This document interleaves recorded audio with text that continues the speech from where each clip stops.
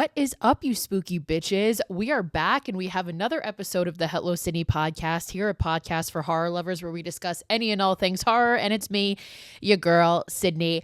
Happy Friday. Happy end of February. Happy last episode of Black History Month. I have had such a blast doing this. I hope you guys have loved these episodes as much as I have loved talking about them. Like these movies.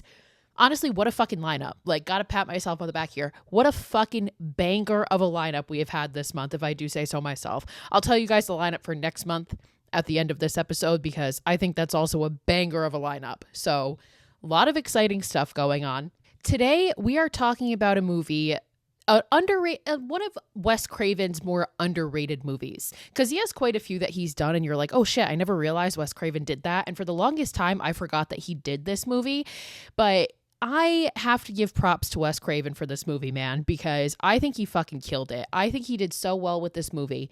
And from what I've read, he was actually inspired to do this movie by a true story. So I guess there was a situation, I couldn't find like where it was or when this exactly happened, but Wes Craven said that he was inspired to write and create this movie when he heard about this news story of these burglars breaking into a house. And I'm not sure, it wasn't clear if like the burglars called the authorities or the person who lived in the house did or somebody who saw it. It wasn't clear who called the police, but eventually the police show up. When they show up, the burglars are gone, but they found a bunch of children. I don't know if it was a bunch. It didn't specify how many, but they found children who were the children of the people who lived in the house locked up in a room. And they ended up telling the police that they were never able to leave the house. Bitch, what? So yeah, if you've never seen People Under the Stairs, that's the type of shit that we're about to get into. So we're going to jump right into it. People Under the Stairs came out in 1991 and it's an hour and 42 minutes and it has a 6.4 on IMDb. And you guys already know what I'm going to say. It's pretty good for a horror movie. It's defined as a horror comedy because it definitely has these comedic elements to it, but underlyingly, the whole movie itself is about gentrification and inequalities in the social class system and how those systems are usually pitted against Black people. And I remember watching that documentary Horror Noir on Shudder, and they brought this up. And I remember somebody saying how like Wes Craven, for being a white person, like for being a white man directing and writing this movie, he did a pretty damn good job of really relaying the inequality in the system, even though he hasn't obviously experienced that himself being white, but he did pretty damn good at it. So shout out to our boy, Wes Craven. We fucking love you, my guy. So without further ado, let's get into the People Under the Stairs. So the movie opens straight up with a title card, a Wes Craven film. So you already know what you're getting into and you're about to witness greatness because Wes does no wrong. Let's be fucking real. When we come back from that, we see this table with all these tarot cards on them. And we hear a girl's voice and this young boy's voice. So the girl's going to end up being Ruby, who is the older sister of Fool, who is going to be our main character. And Fool is 13 years old. And we see the Fool card. And his sister Ruby is saying how, oh, that's actually how I got your nickname, is through these tarot cards. They're talking about how he's going into 7th grade and all that. So he's a kid. It's his 13th birthday. So we see them for the first time. We cut to Fool and Ruby and we see Fool look into this room and we see a woman in bed. She's clearly sick and Ruby's in there and she closes the door on Fool and tells him there's nothing you can do. Go away. Like, you don't want to see this. And it turns out this is his mother, their mother. And she is dying of cancer because she can't afford cancer treatment. We're going to find that out in a little bit.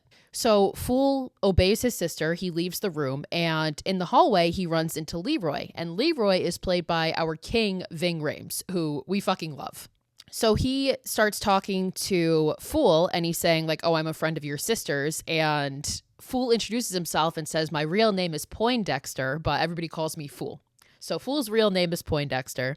And he asks Leroy why he just saw his mom crying, because obviously his mom is sick, but she was also crying. And Leroy is like, well, you guys just got news that you're getting evicted. Like, you have to be out by tomorrow at midnight. And basically the reason for that is because they were 3 days late on paying the rent. And in the lease, it says if you're late paying the rent, it triples it. So now you can't afford rent because you can't afford triple the rent. So you're being evicted. And it's basically just a way of your landlord getting rid of everybody in this community. So again, we're immediately seeing the themes of gentrification here. And poor Fool, being like young and naive, he's like, doesn't the landlord know that she's sick and like Ruby has babies? And Leroy's like, yeah, he just doesn't fucking care. But I have a way that you can earn some money. So Fool's eyes kind of light up and he's like willing to do whatever he can for his family because Fool is a little fucking king and we love him. So we then cut to this other family. It's this white family, and a man is like stuffing his face in front of the fire. And the woman, so these two characters, they're credited literally as just man and woman. They never have names and they call each other mommy and daddy. So I'm going to refer to them as mommy and daddy, even though that feels foul to me. Like that feels fucking disgusting, but that's what we're going to refer to them as, mommy and daddy.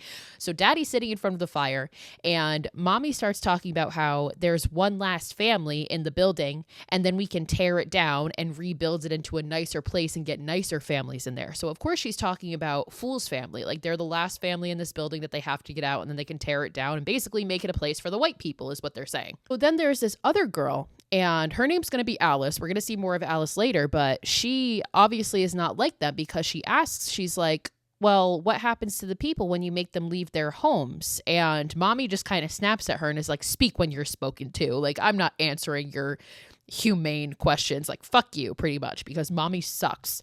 And we see that daddy in front of the fire is eating and he has a bowl for the buckshots. Like he's eating meat. I don't know what it is, but it's obviously something that he shot himself. And he's literally like pulling buckshots out of his mouth and putting them in this bowl.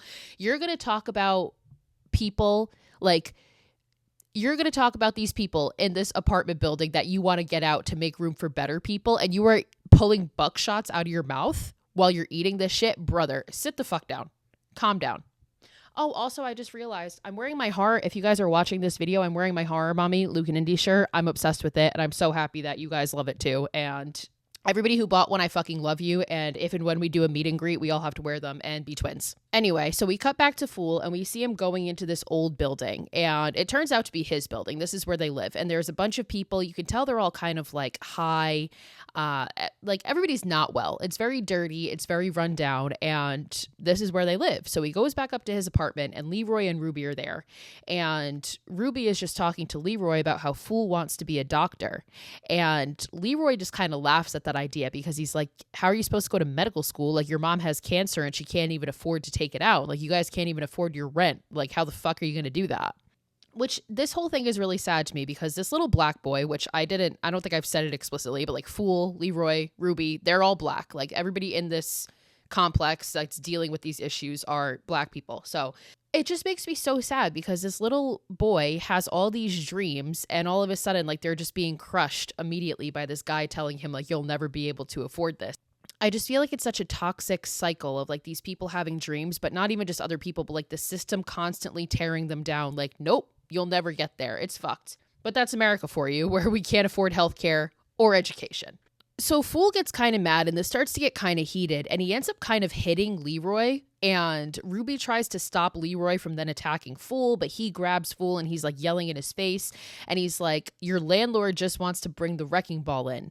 But then he pulls out this letter and he's like, I was at this liquor store and I found this treasure map and it was addressed to the owner of the liquor store, and I found out through the name that the owner of the liquor store is the same person who owns this building. And now I know where he lives. And Ruby steps in and she's like, I heard really bad things about that man. And Leroy looks at her and is like, did you hear about the gold? And Ruby kind of looks at him like seeming like she has heard about it. And Leroy tells her, me and Fool got a plan. So now he's bringing her 13-year-old brother into this. So Fool goes to his mom. And he's tucking her in and he says, he's like, one day I'm going to buy you a Cadillac for both feet. And it's just like a really cute moment. And his mom tells him like, you're the man of the house now, you know? So pretty much like, you gotta take care of us. And Fool says, I'm trying. And that's just so much pressure for a little 13-year-old kid. And like, this happens, obviously. Like this shit happens and it's just incredibly sad to see. So we cut back to mommy and daddy, these weirdos, and we see Alice again. Alice is a young girl and she's eating in her room and mommy comes in and makes her try on this dress and she's like combing her hair and it's this like old-timey dress. Like she looks like a fucking like Victorian child almost. Like she obviously dresses her in like old-fashioned clothes and she looks at Alice and she's like, do you love your mother? And makes Alice say like, yes, I love you, mother. Like it's very mommy dearest. Like it's giving mommy dearest, but like even weirder. So she makes her say that, and then she ends up taking the plate that Alice was eating from, and she goes to leave the room, and she realizes that the fork that was on the plate is gone. So she turns at Alice and she starts kind of freaking out. She's like, where's the fork? I know I gave you a fork. Like, where is it? And Alice is like, oh, I think I dropped it over here. And she gets down behind her bed and she's like pretending to look for it. And there's this vent near her bed. And all of a sudden, this like creepy ass looking hand comes out with the fork and hands it to Alice, and she kind of like pats the hand like almost to say thank you. So Alice is obviously cool with whatever is living in the walls here, but again, by the look of the hand, it's something fucking creepy because the fingers are like super long and skeletal, and it has like these like really long nails, and it's just really pale, so it looks creepy right off the rip here. So eventually Daddy comes in and he's just talking about how he's very tense. Like, okay, we don't give a fuck, you're an adult man. But Mommy looks at him and is like, Alice has been feeding the bad thing between the walls, or she's been bad. She's been feeding the thing between the walls again. And she goes to leave and she looks at Daddy, who looks pissed. And she just tells Daddy, remember not to bruise her face. So Daddy takes off his belt and approaches Alice as she looks at him terrified. And he says to her, bad girls burn in hell. And then we cut. So we don't see what happens, but obviously we know that he beats her. He beats her. So yeah, fuck these people already. Like right off the rip, we fucking hate them. So then we cut to Leroy and we see him driving by this pretty big house. It's very dark on the outside though, so it doesn't look welcoming or inviting, but it is a very large house. And he's got this other guy, Spencer, in the car with him. And we see Fool outside and he's in a Boy Scout uniform. And he goes up to the front door of this big house and he knocks on it. And this like slot opens in the door and then closes and they don't answer. So Fool ends up going around back and he rings the bell again a couple times, still no answer. And then he notices this little like almost koi pond that's in the yard. So he goes up to it and he's looking into it, and then from above, we the audience see it. Fool doesn't see it, but we see Alice look out the window at him. So she sees him, and by the time he looks up and she's gone, Mommy answers the door. So Mommy comes out and she's like, may I help you? And Fool offers cookies because, again, he's pretending to be a Boy Scout. He's like, we're selling cookies. Like, would you be interested? And she very firmly says no. Like, she is not nice to this kid whatsoever. And she starts going back in the house and Fool is like, well, can I use the bathroom? Like, we don't get to use the bathroom out here. And she says, nope. And she closes the door and she locks it. Like, she could not be bothered with this kid. Does not give a fuck. Now, Fool looks up and he notices that on all the windows in the back, there's like this wire on them and padlocks. So they're obviously trying to keep something either in or out of this house. So he ends up getting back in the van and he tells that to Leroy and Spencer. And they're like, dude, like we told you to ask to go to the bathroom. He's like, I tried. Like this woman wouldn't give me the time of day. And there's also padlocks on all the windows. Like something is up with this house. So Spencer's like, all right, you know what? Let me give it a try. So they obviously have like a fucking costume bin in their truck because he comes out dressed as like a maintenance person for like a gas company, clipboard and all. And he goes up to the door and he knocks on the door and he's like, hello, ma'am. Like I have to check a meter that's inside the house because there's been a gas leak reported. And Mommy's like, there's no meter inside this house, and he insists on it. And she notices that he's wearing this like skull ring on his pinky, so she's already skeptical of him. Like she's skeptical of fucking anybody, so she's already skeptical of this guy. She asks for ID, which he's able to provide. Obviously it must be a fake ID, and she ends up letting him in. And now Leroy and Fool, a few minutes later, are watching from the street in their van, and they see Mommy get in her car and leave. So they're like, that's really weird that she would just like leave Spencer alone in there. Like they're really confused about this whole thing. And Leroy ends up saying, we're going in because this guy thinks that he's getting all the gold. Like not on my fucking watch. Like we're going in after him. So they go up to the doorbell, they ring the bell, and there's no answer again. And Leroy ends up breaking the window and unlocking the door that way, and he goes in. And now Fool is hesitant. He's just following along, but he's really hesitant about it, and he's like, it's my 13th birthday, like this whole thing could be unlucky. And Leroy's just like, shut the fuck up, like we're going in. So they get into the next room, and they see all this stuff for like a funeral home. Like they see this broken old sign for a funeral home, and everything is like kind of dilapidated and falling apart. And then we see this steel door. And now Leroy calls through this door for Spencer. He gets no answer. So eventually he takes this crowbar that he brought in and he like opens the door. He manages to pry open the door. And when it opens, this dresser moves and reveals all these windows. And also this Rottweiler comes out. This massive fucking very vicious Rottweiler comes out and runs at them immediately. Jumps on Leroy, attacks Leroy. Fool.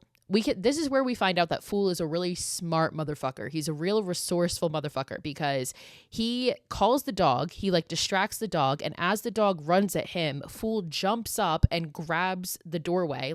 He's in the doorway. He grabs the doorway. And because he's tiny, he like pulls his legs up. So the dog just runs right through him. And then he jumps down and closes the door. Like he's a brilliant motherfucker. Like who would ever think to do that? Not I. So they end up getting the dog out and they get in the steel door. They go through the steel door and they lock themselves in. So they put like a fucking broom across the door so nobody can open it. So they're in the steel door now and it's like they're in a kitchen. So they see this sign that says, "See, hear, speak no evil." So that's like the theme that we're going to see throughout this. See, hear, and speak no evil. And it's not a clean house. There's like a pile of dead flies. Leroy mentions how he sees a cabinet with a lock on it. And Fool is saying to Leroy, like, we should get out of here. Like, I have a very bad feeling about this. And Leroy is like, well, first, we're going to find Spencer. Like, we're not just going to leave him in here. Fool doesn't want to, but eventually he ends up going with Leroy because they hear like a tapping noise upstairs and they think that it's Spencer. So they go upstairs and they're startled when this grandfather clock starts chiming. And Fool keeps saying, he's like, we shouldn't go up there. Like, we really shouldn't be here. And Leroy is like, okay, then fucking stay downstairs. So Fool ends up staying downstairs and he's looking around, looking through the downstairs, and he sees this door and he looks through this little hole in the door and he sees stairs going down to a basement. And on the stairs, he sees Spencer's clipboard that he had brought in with him to like play the part of this maintenance person. So Fool opens this door and he starts to go downstairs. And when he gets down there, he hears a whisper and he just goes, I ain't stupid. And he runs back up the stairs. And now I love this because this is such like a get out nope type thing, right? Like when people are in these situations, like, and there's that running joke of like the white people in horror movies are always going to stay in the house or always going to live in the house despite it being haunted. But like the black people are smart. They get the fuck out. So I love how they do this here. And he runs back up the stairs, but then he stops and he thinks about something that Leroy just said to him. Because Leroy had just said to him, like, maybe you're too chicken shit. So Fool is like replaying that in his head and he's like, no, I'm not chicken shit. Like, fuck that. So he goes back down the stairs. And as he's doing this, the door closes behind him, but he's not really bothered by that. He continues going down. And as he gets down there, he starts to hear these voices and he follows the voices and he sees that it's actually a TV. It's a TV that's turned on and he looks through this like grate that the TV is facing and smoke just bursts through it. And then like all this light starts shining through these like wooden slats that they have as a wall. And this startles Fool, but not as much as when he looks down and he sees Spencer's body. But Spencer doesn't even look like Spencer anymore. Spencer's hair is completely white and he's like super fucking pale. Like he is a completely different person than when he just walked into this house 10 minutes ago. Oh, and he's dead. So Fool starts to hear like groaning sounds coming through the wooden wall and he sees Spencer and he notices that in his dead hand, he's holding a gold coin. So before he died, he obviously found some of this supposed gold that's in this house. And he looks down again and he sees whoever's on the other side of the wooden slats start to drag Spencer's body through. There's like a little opening in the ground and they like reach out and start to grab his body through. So Fool goes to like drag him back because he's like, no, like you're not going to take him. So he starts to drag him back and he looks down and notices that Spencer's hand is all bloody. And he turns and he looks at that TV again where he had heard the voices coming from. But this time he sees these two hands. And again, it looks like the hand that came out of Alice's wall, like these long fingered skeletal looking pale hands. He sees these two hands reach out and kind of turn the TV back to face it. So basically like Fool fucked up their TV viewing and they're just like, nope, got to put that back. So he's like shocked by this when all of a sudden somebody jumps out behind Fool and like jumps on his back, like kind of like piggyback style. And Fool starts panicking. He manages to throw him off and he runs upstairs. But as he's running up the stairs like drop and become like slide like. So he slides back down into the basement. So Fool turns and he sees whoever just jumped on his back coming towards him again. And now this is going to be Roach. We know that this is Roach. So he sees Roach coming towards him again, and he manages to run up the stairs, and he's like banging at the door. And the person who opens the door for him is Alice. So she opens it, she sees him, and she runs the fuck away. She leaves.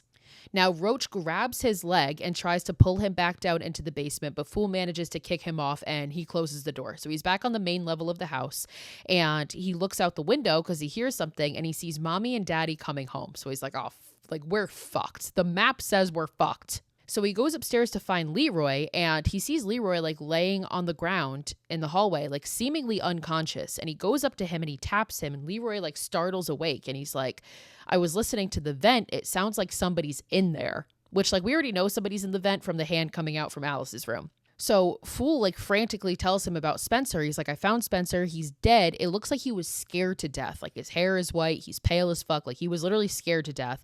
And that woman is coming back. So we need to get the fuck out of here, brother. So they run and they get to the front door and they go to open it, but it shocks them. There's like an electrical thing on the front door. It's like a fucking electrical fence. So it shocks them. They can't open the door. Leroy starts to try breaking these windows, but they are simply not breaking.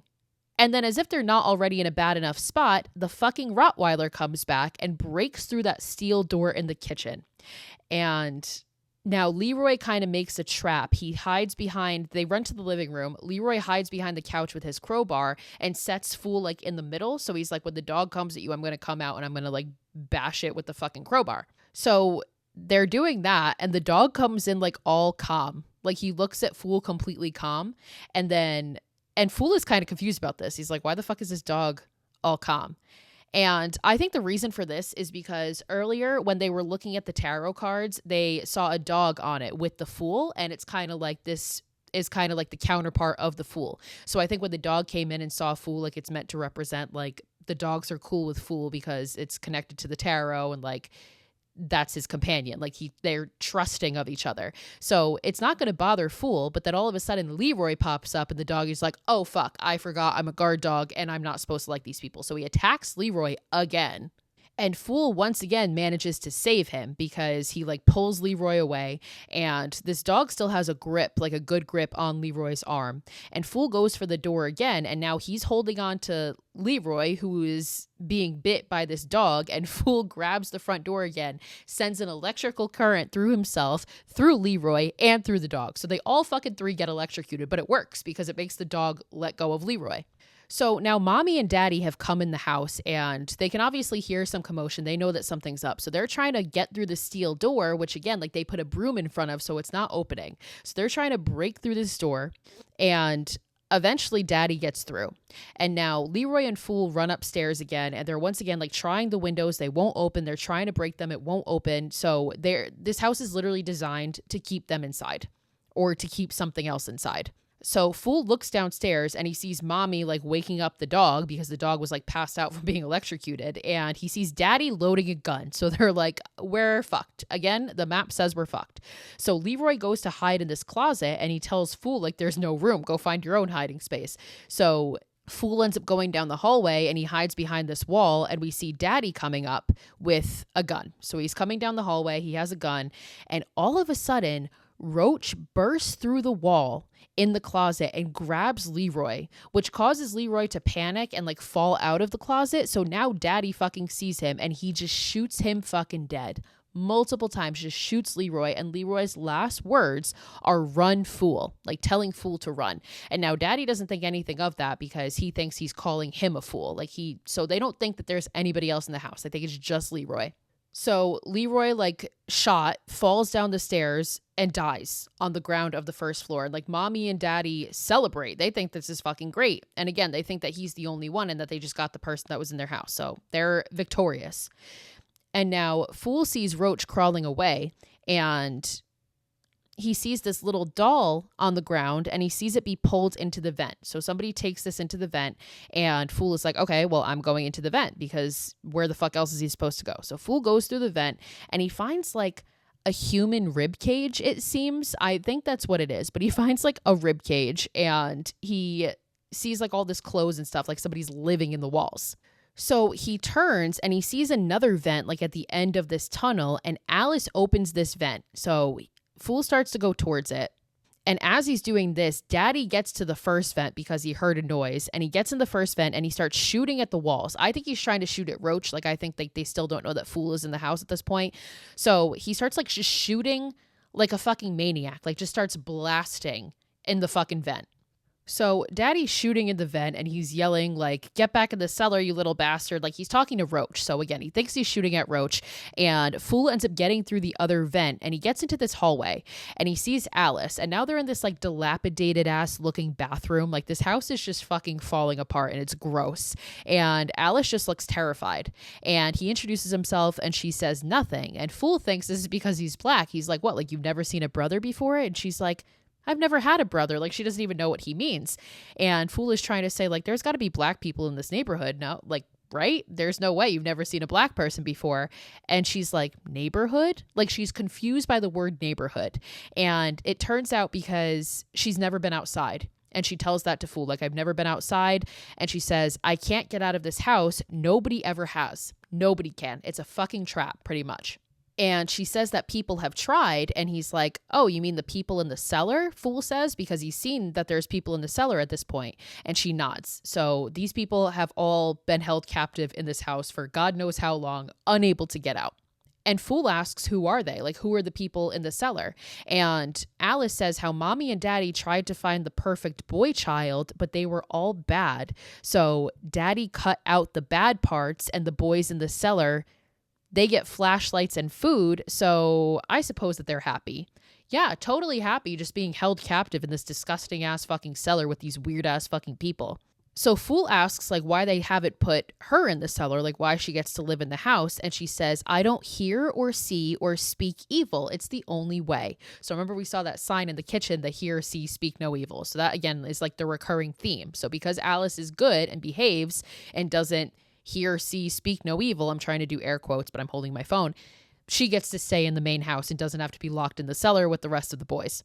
So as they're talking, they start to hear this like wailing kind of crying coming from inside the walls, and Fool asks what that is, and Alice says that's Roach, and Daddy is hunting him, and he hates Roach because he got out of the cellar a while ago and he got into the walls, and Daddy hasn't been able to find him since. So now we finally have a name for Roach. So that's the one who's been living in the walls, and he has been like escaping these people for however long. So we thought Roach was a villain. Roach isn't a villain. Roach is just another victim of these fucking weird ass people, but he's managed to evade them, which nobody else has been able to do. So we then see Daddy come back up the stairs, but Daddy is now dressed as a gimp. And quite frankly, I have no fucking idea why this is a thing, but Daddy is now dressed as a gimp, like full head to toe black leather outfit, like covering his face and everything, and he has his gun. So he is somehow even fucking creepier and even fucking scarier. So, and he just starts blasting like all willy-nilly into the fucking walls and shit. So Alice opens this tiny little vent opening that's in the bathroom, and she's like, "It's too small for Daddy, so like you should go in here. He's afraid, but you have to go in." And going in means going in. Like you have to go into the house. And Fool is like, "I don't want in, I want out." And Alice looks at him and says, "Sometimes in is out. So basically get in the fucking wall, bitch, because you have nowhere else to go." So Fool isn't really having this, so he ends up trying to sneak by Daddy in the hallway, but he simply can't. He manages to evade him, but he gets back into the bathroom, and he hides in the tub behind this like dirty ass curtain. And Daddy again is like shooting into the walls like a fucking maniac. And downstairs we see Mommy go up to the dog, whose name is Prince, and she goes up to the dog and she feeds him a human severed hand. And we're gonna learn this is Spencer's hand, but she literally takes a fucking human hand, and that is Prince's meal. So the dog's a fucking cannibal, which is great. This whole family's fucked. So Mommy then notices the police pull up outside. So she steps over Leroy's dead body, who is in a pool of blood at the bottom of the stairs still. And she calls to Daddy via this microphone in the house, and she says there's police out back. So Fool hears this too, and he ends up knowing that Daddy's going to be going downstairs now. So he goes to get out of the tub, and he falls. And when he falls, he makes a sound, and the dog hears him. Like we see the dog downstairs kind of look up towards where he fell. So Fool sees that there's police outside and he starts to try banging on the window. Mind you, he's upstairs now, so he's like on an upper level of the house and he's banging on the window, but we get a shot from outside and we see that it's completely soundproof. Like we can't hear shit that this kid is screaming. And so obviously the police can't hear him either. So Mommy ends up going outside and the police are looking at this van, and it's the van that belonged to Leroy. And they're looking at the van and the police ask her if she saw anybody and Mommy's like, no, we haven't seen anybody. But they tell her like this van was a part of a liquor store robbery that happened a couple days ago. And Mommy at this point is saying to the police, who are all white, by the way, Mommy says, because she's talking about how like they're talking about criminals and everything in this bank robbery. And Mommy says, it's as if we're the prisoners and the criminals roam free. Bitch, you're a fucking criminal. You just fed your dog a severed human hand. Like, how fucking delusional do you have to be? So the cops say that it was used in the liquor store robbery. And at this point, Daddy's outside and it clicks in his mind. He's like, liquor store robbery. He realizes like he's the owner of the liquor store. These people that are here are the same people that robbed your liquor store the night before. So the police go and Mommy and Daddy end up looking in the van and they see the Boy Scout uniform. So it's at this point they realize that Fool is in the house. Mommy's like, this kid came to the door and he's nowhere to be found. He's in our fucking house. So that's not good. So we now see Fool running from the dog because, again, the dog heard that he was upstairs and went for him. So he's running for the dog. And the dog just like coughs up Spencer's skull ring in the process. So that's how we know that this was Spencer's hand that he was feasting on. And Fool runs and he manages to lock himself in a room. So the dog is now behind a door. And all of a sudden he thinks the door is holding off the dog, which it might be, but it's not going to hold off Daddy because Daddy starts blasting and shooting through this fucking door. So Fool takes like what looks like a toilet back, like the ceramic back of a toilet. And as Daddy pops his head in through the door, he just smashes the fuck out of him, like smashes this thing over Daddy's head. The thing shatters and Daddy falls back like dazed, but the dog then bursts in. It's his opportunity. So the dog bursts in and Daddy gets up and he goes in too. And as he's going for Fool, all of a sudden Roach bursts out through this cabinet and grabs Daddy. And he basically saves Fool's ass because Daddy was about to shoot him. And he ends up grabbing Fool and he pulls it. That's what happened. He didn't grab Daddy. He burst in, grabs Fool, pulls him back in as Daddy is going to shoot at him. So he still saves Fool's ass. And he ends up like bringing him to safety and bringing him down these tunnels that are behind the house. And Daddy just starts shooting into the cabinet again, all willy nilly. I don't know how he still has fucking ammo at this point, but he starts shooting into the cabinet and he stops. And as he stops, Roach takes this as his opportunity to come out and hit Daddy in the head with a rock from a slingshot. Like he fucking just gets him like square in the face. And Daddy again is like stunned. So Daddy then decides to unleash Prince, the dog, into the cabinet. So he lets him into the cabinet and he starts chasing the boys. And meanwhile, Daddy goes to Mommy bleeding from getting hit in the head and is like, we'll kill him, talking about Fool. Like, we have to kill him before he gets to Alice. So they don't want him to like taint their daughter. God forbid. God forbid she has literally any outside interaction. So Roach, by the way, is having a grand old time. He's laughing as they're running through these fucking tunnels. He thinks this is a blast. And eventually the dog is chasing them. And Roach like releases this lever, which causes this trap door to open. And the dog falls through it and falls like down this slide and ends up bursting out of the kitchen cabinet right in between Mommy and Daddy. And now they see that in his mouth, because he had picked this up, in his mouth, Prince, the dog, has a doll. And it's a doll that belongs to Alice. So Mommy looks at Daddy and is like, they've gotten to Alice, like horrified. Like the boys have gotten to Alice. And sure enough, the next scene we get is the boys coming through the vent that's in Alice's room. So they finally can like take a breather. Fool thanks Roach for saving his ass. And Roach says nothing. And Fool kind of looks at Alice and Alice says he can't talk because his tongue's been cut out. And Roach opens his mouth and shows that his tongue has been severed. So again, hear, see, speak no evil. And when they do that, like Alice said, Daddy takes their parts away. And Alice explains that Daddy caught him trying to call for help once, and Daddy had to teach him to speak no evil. So that's why his tongue is gone. And Fool looks at Alice and is like, your father is one sick mother, and your mother is actually one sick mother too. Like basically like your parents are fucked. And he introduces himself and he looks on Alice's bed and sees a doll that looks like Leroy. And he's like, what the fuck? Like, why do you have this? And Alice is like, I make them to hold the souls of the burglars when they die or other people who come to the house, because basically anybody who comes to this house dies, whether it's like a maintenance person, whether it's fucking somebody selling shit, who knows, whatever it is, they all fucking die. So as she's explaining that, Daddy suddenly bursts through the door and once again just starts blasting. And at this point, he's blasting at Roach, who gets through the vent. So he escapes the vent as Daddy is shooting at him, and then he attacks Fool, and then Mommy comes in and gets on top of Alice, and it's just utter fucking chaos. And Daddy has the gun to Fool and asks Mommy, like, what do I do? What do I do, Mommy? Because he's a fucking loser-ass man who can't make a decision for himself. And Mommy just says, it's time to clean house. So we see them throwing Fool into the basement. And after they throw Fool down there, they throw Leroy's body down after him as well. And meanwhile, Mommy brings Alice downstairs and throws her into that pool of blood that Leroy was laying in at the bottom of the stairs. Alice is wearing a white dress, by the way. So now she's just covered in blood.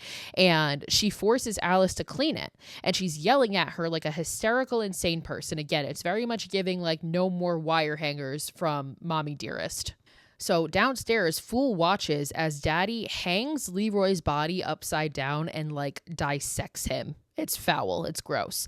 And he like throws down the parts of the body as he's taking them off of Leroy to the feral animals that are living in the walls. And of course, we know it's the boys that they had kidnapped and now they are holding them captive in the cellar. We've learned that. But they act like feral animals because captivity will fucking do that. They've been held captive forever, so they act like fucking animals. So he starts throwing these body parts to the boys behind the wooden planks, and he looks at Fool and he's like, I like to keep them hungry. And we can tell they're hungry because they're just, again, like going at these raw human body parts.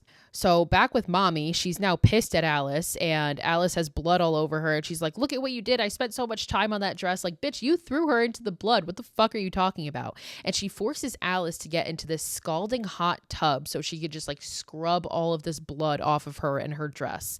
And downstairs, so we're seeing this simultaneously back and forth. Now downstairs, Daddy grabs Fool and goes to put him in the room with all of the fucking animals. These are like zombie-like creatures, again, just from being held captive. So he goes to put him in with them.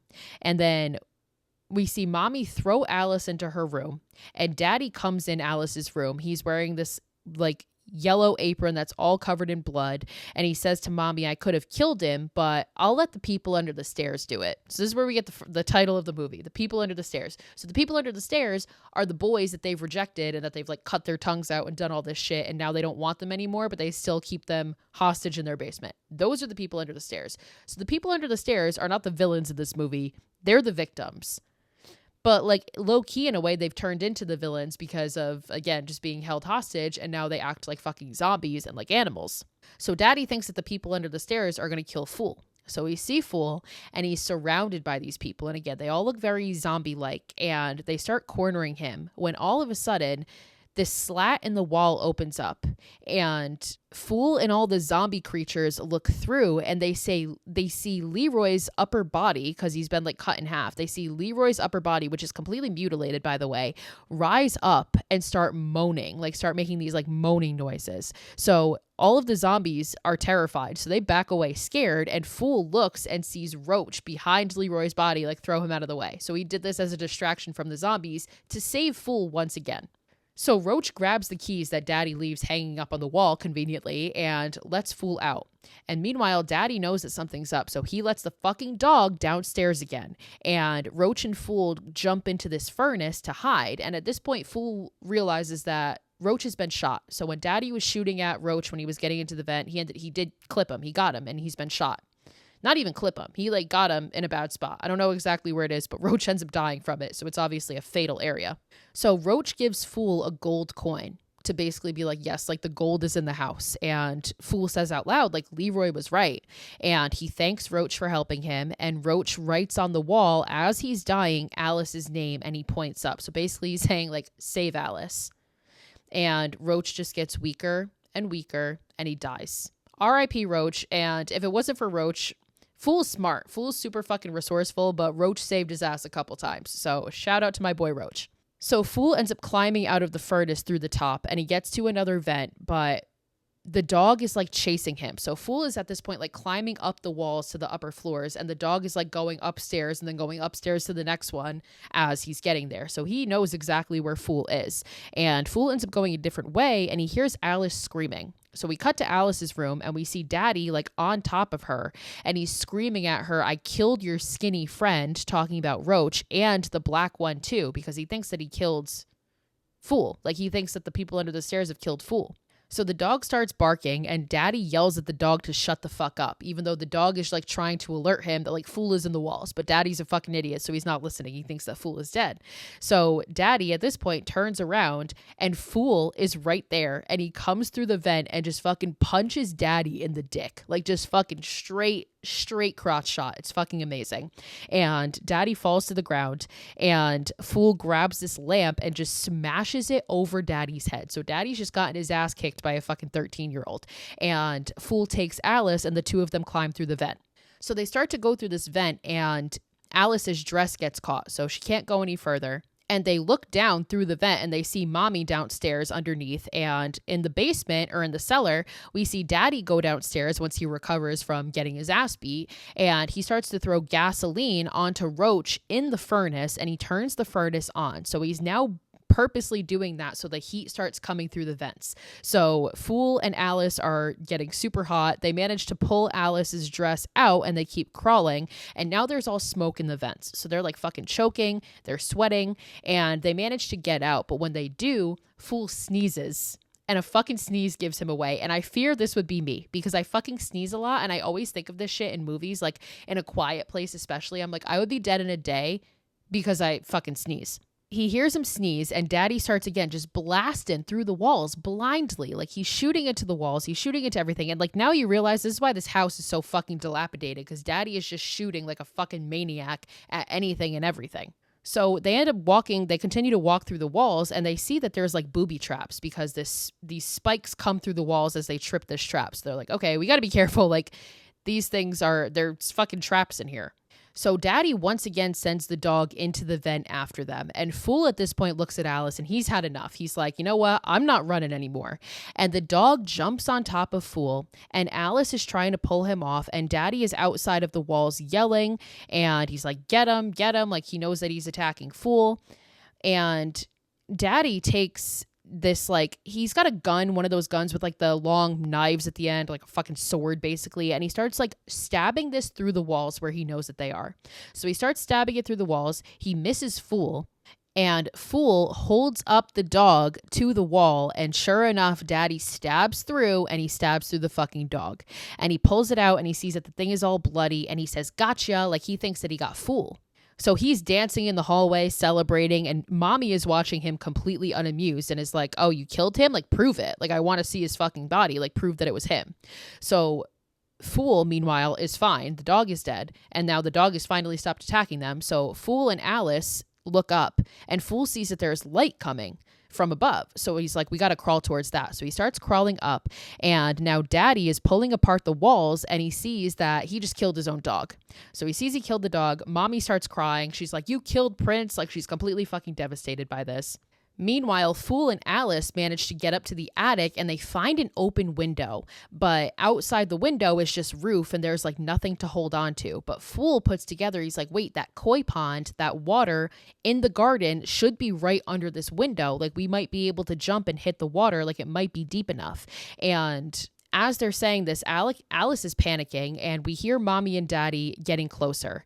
And Alice is just screaming, like, what's out there? Because Alice is not only freaking out about having to jump out a window and Mommy and Daddy coming trying to kill them. Alice is freaking out because she's literally never been outside. She's never stepped foot outside. She doesn't even know what the outside world is. So she's panicking, and meanwhile, Daddy comes up, and he once again starts blasting. So he's shooting at Fool, and Fool manages to get out the window, and he slides down the roof, and he looks up, and he calls for Alice to follow him, but when he looks into the window, Daddy comes out and shoots his gun at him again.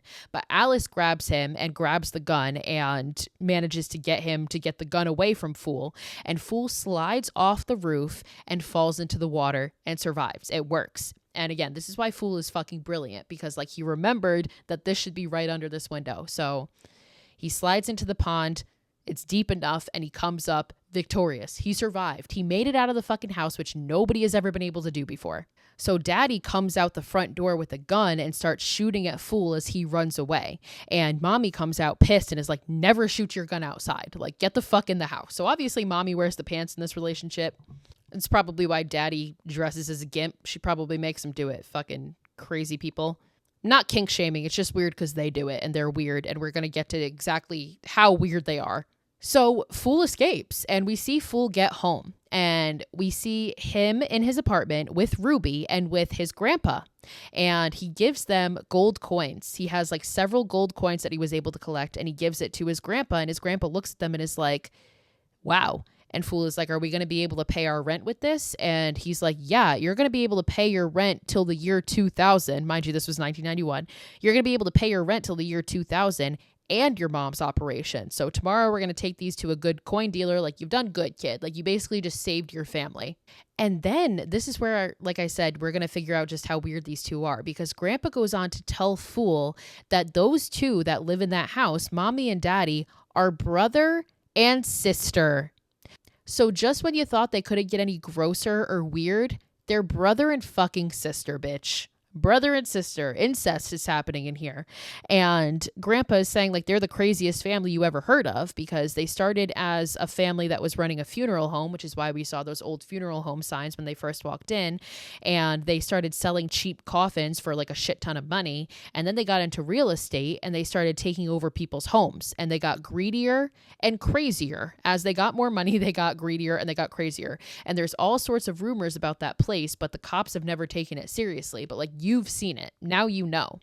And then we see Fool sitting with his mom, and he says to his mom, I did something wrong, so now I got to do something right. And Ruby comes in and hears this, and she's like, don't go messing with those people again. Like, just don't go back. And Fool is like, I made a promise to Alice and I'm going to keep it. So Fool already has gotten out and saved his own ass, but that's just not good enough for him. And Fool ends up making a call to the police to report child abuse. And the police show up to the house, and the cops are all talking about how these people don't even have kids. Like, we see them out in the front yard and they're like, yeah, what that call was bogus. Like, these people don't even have kids. And now we see a bunch of cops inside, and we see Mommy offering them coffee, and like everything's seemingly normal. Like, she's being a great hostess and like a totally normal person, right? Like, not that she fucks her brother or anything.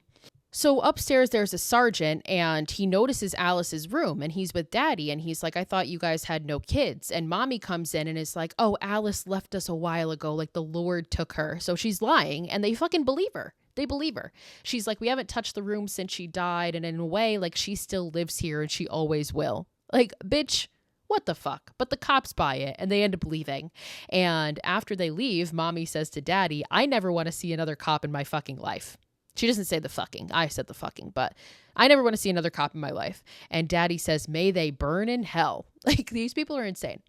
So Daddy and Mommy are going upstairs. They're going to settle in for the night. Daddy is talking about how they need to get another dog tomorrow because their watchdog obviously has been killed.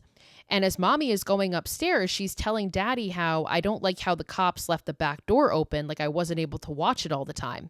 So the back door was open this whole time. So we know what that means. And sure enough, we pan to the kitchen and we see a cupboard open and we see Fool come out of it. So he snuck into the house and he waited for the cops to go. So Fool takes a fire poker from the living room and he sneaks upstairs and he hears Mommy and Daddy praying. And they're praying this like fucked up version of now I lay me down to sleep. And now this is obviously supposed to show how fucked up they are, but this is also supposed to be an homage to Nightmare on Elm Street because Wes Craven. So love that. So Fool follows this praying, this voice, and he gets into their bedroom and he sees it's a fucking tape recorder. So that he's been caught. At that moment, you're like, oh, fuck. And sure enough, Daddy pops out dressed as a gimp again. I don't know, he got into that leather so fucking fast, but he did. Dressed as the gimp again, and he attacks Fool. And Fool at this point, again, he's had enough. And he just looks at Daddy and he's like, shut up. And he shoves his fingers into his fucking eyeballs through his gimp suit. So Daddy lets him go. And then Mommy comes out and attacks him. But Fool hits her with the fire poker and she falls. And he hits Daddy with the fire poker over the head so hard that the thing fucking snaps. Like, Fool is not playing around. So Fool ends up going to this power box that he saw Mommy fucking with earlier, and he opens the downstairs door, and he gets rid of the electricity on the front door because we know that there's like a fucking wall of electricity on it, so he turns it off. So the door is no longer electric. And now Daddy runs downstairs looking for him, and Mommy opens the kitchen door so that Daddy can go look for him, but they can't find him. And Daddy tells Mommy, like, I think he got out again. And now we pan to the living room fireplace, and we see like some sand and stuff coming down. So obviously that tells us that Fool's in the fucking fireplace. Like, Fool has almost become Roach at this point because he knows the walls. He's in the walls. So eventually he gets up to the attic where we see that Alice is chained up by her hands, and he manages to free her because he breaks down this bolt from inside the fireplace and she gets loose. They start taking the bricks off, but then suddenly they hear Daddy coming up. So Alice pretends to be tied up again. And before he can even get to Alice, Mommy calls him and is like, get back downstairs. And he follows because, again, he just listens to everything Mommy says because he's a fucking gimp.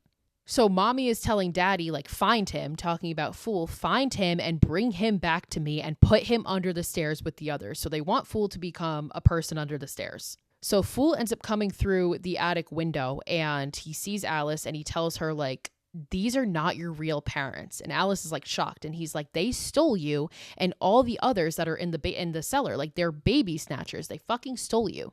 So Alice is like stunned, and Fool is thinking they can get out the same way that he did, but Alice is like, no, after that happened, he drained the pond and put broken glass and rocks on the bottom, so we can't get out that way again, we'll die.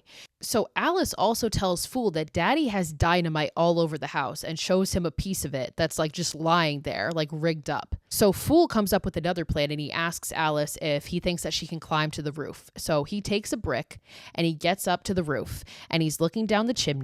And now we see Mommy and Daddy in their bedroom and they're arguing about Alice. And Mommy's like, you can't hurt Alice. Like, I don't want you to hurt her. And Daddy is like, those boys tainted her. She's a whore. Like, they think that she like slept with these boys in the midst of all this fucking chaos, like, brother.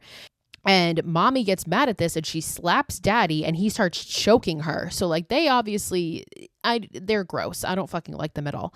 But they get distracted when they hear sounds coming from the chimney. And now Daddy gets in and like looks up the chimney, and he again takes his gun and just starts blasting, like shooting up into the fucking air. And now Alice starts crying, and Daddy looks up, or Alice or Fool, I can't tell which one it is, but one of them starts crying like as if they've been shot.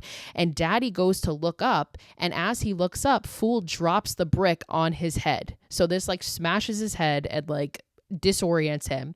And then Mommy goes in the chimney and she takes the gun and she goes to shoot up, but at this moment Fool and Alice slide down the chimney and they just like drop right on top of her, and she drops the gun. So it's the chimney in their bedroom, which is on the second floor, and then there's also, it leads to the chimney on the first floor, which is in the living room. So she drops the gun down to the living room, and Alice and Fool start sliding down further, and they end up in the living room chimney. So Fool sends Alice out and is like, I'm not done yet. And Fool says, I'm going to get the shotgun and set the kids free. So it's not good enough just to save Alice. Fool wants to save all these people that are under the stairs because he's a good fucking kid. We love Fool. I fucking love Fool, man.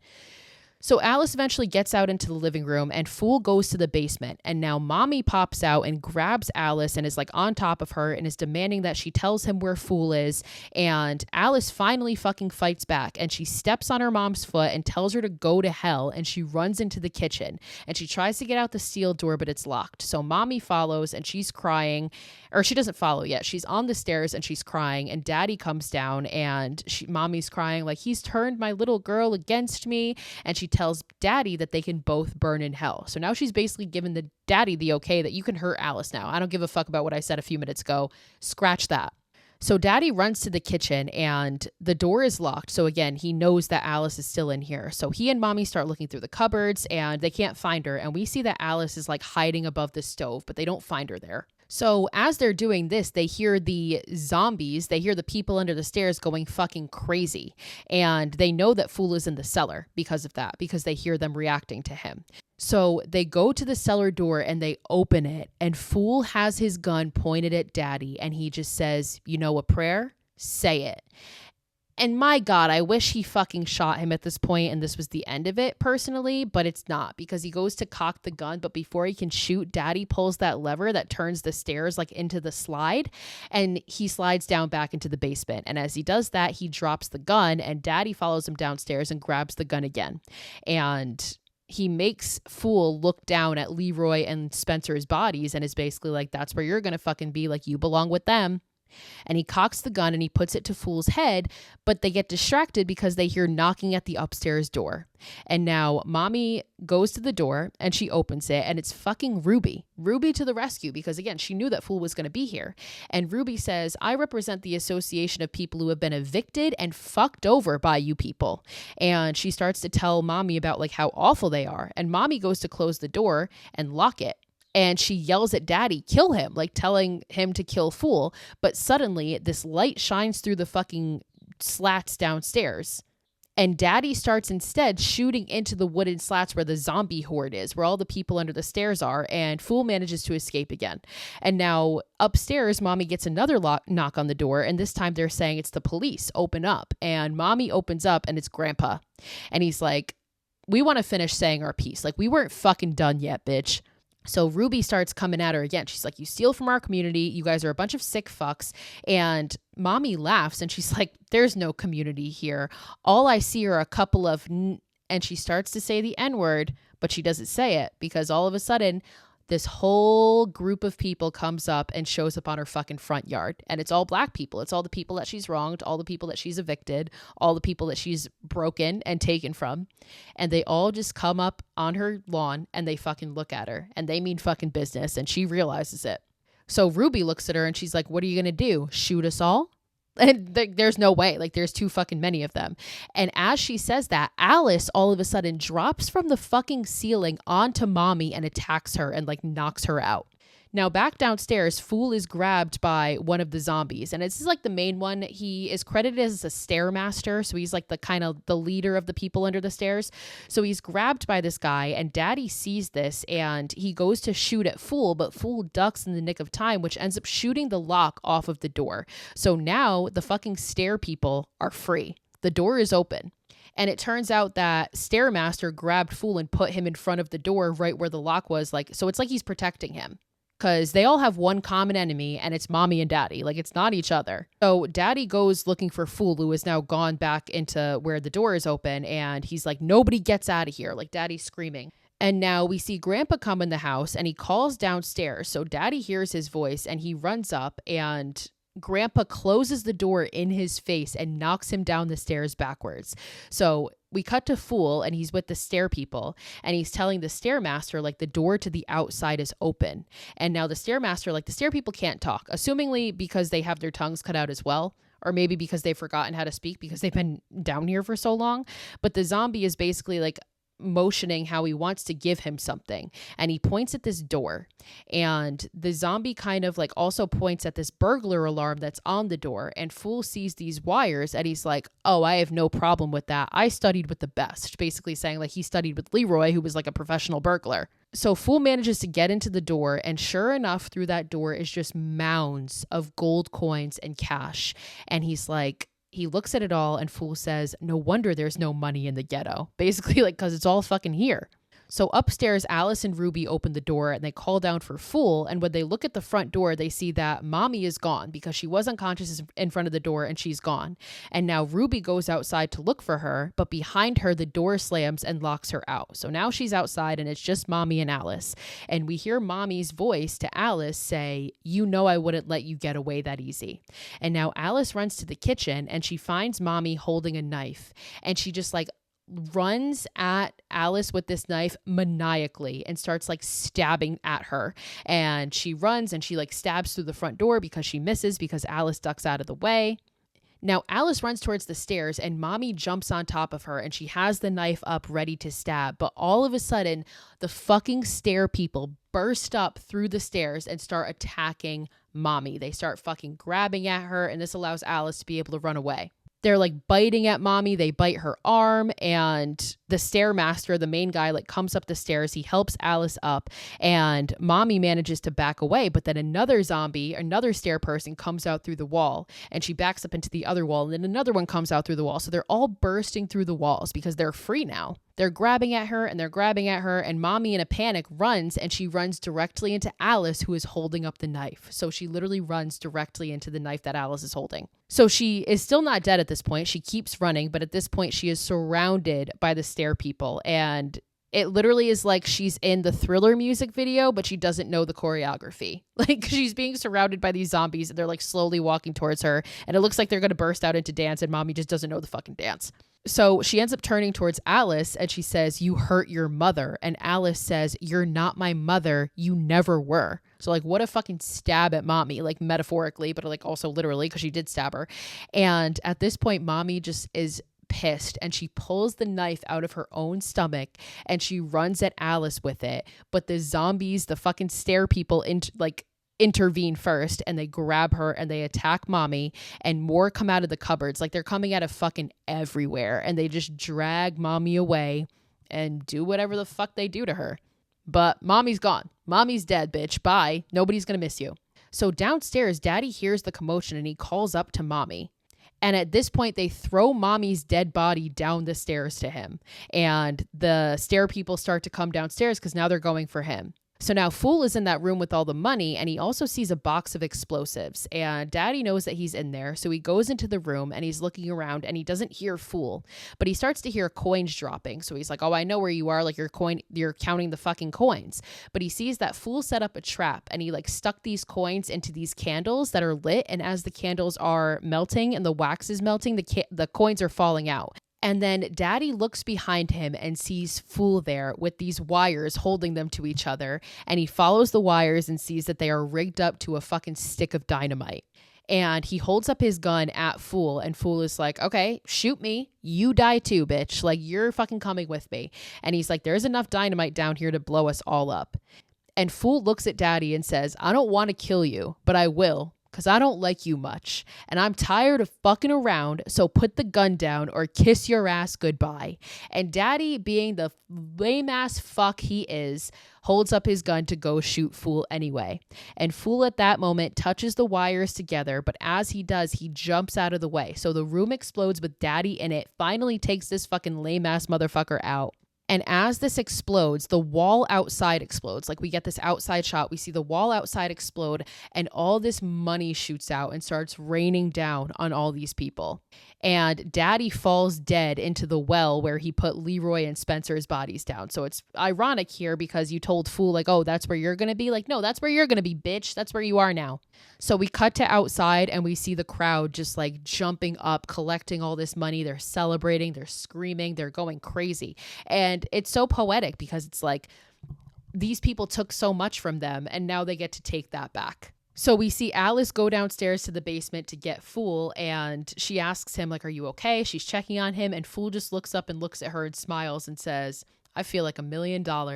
And the movie ends with us outside seeing the crowd all happy, grabbing at the money, and we see the stair people walk out of the house, smile, and look into the night and just walk off. They're finally free.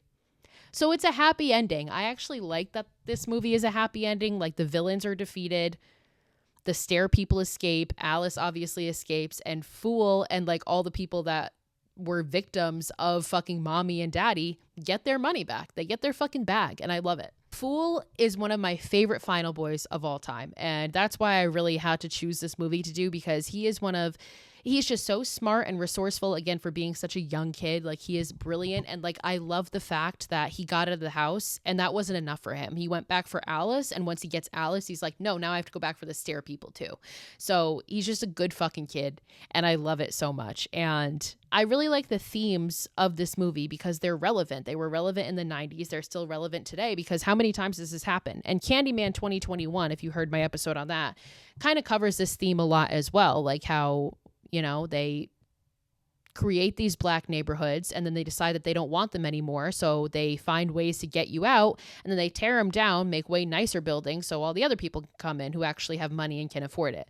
So I think Wes Craven was brilliant for that, especially doing it at a time in the 90s when I don't really know if this was talked about a whole lot back then, but I feel like it wasn't. Like you don't really see themes like this in movies at the time, but you see it here. So I love that. So there you have it, guys. The People Under the Stairs, a fucking banger. I love it so much. One of Wes Craven's many masterpieces. And the thing I love about Wes Craven is like he was so diverse. Like he made so many different things and none of them are like the other, which I feel like that's why I get so shocked sometimes when I'm like, damn, Wes Craven did this, because it's just so different from his usual stuff. But that's our ending to Black History Month, guys. I think we left it on a positive note because this is a great movie with a happy ending. So I'm very happy about it. And I hope you guys like this episode. I hope you guys like this movie if you've seen it. If you haven't seen it, maybe go check it out now. Oh, let me get my calendar so I can tell you guys the lineup for next month. I have a little horror calendar that looks like this, and that's where I write down everything. So line up for next month, because next month the theme is going to be like 2000s core. Some are going to be like remakes versus originals. Some are just going to be like straight 2000s core movies for the bonus episodes. So first Wednesday, which would be this coming Wednesday, we have Texas Chainsaw 74 versus 2003, because that's one of my favorite 2000s core movies and just one of my favorite horror movies of all time. Week after that, Wednesday, Prom Night 1980 versus 2008. I love Prom Night 2008. And then the bonus episode that week will be Dead Silence. And then the next week's episode on Wednesday will be House of Wax. So the original 53 versus 2005, because I fucking love them both. And then the Wednesday after that will be the OG When a Stranger Calls from 1979 versus the remake. And then the final episode for the month, which will be the second bonus episode, will be Sorority Row. Banger of a lineup, again, if I do say so myself. Just saying. I don't know. I think those are all great fucking movies, so I'm very excited to get into that. So that'll start on Wednesday. So till then, you guys know where to find me. It's horror_chronicles on TikTok and Instagram. I post especially on TikTok pretty much every day. So until next time, watch more horror movies and stay spooky, my friends.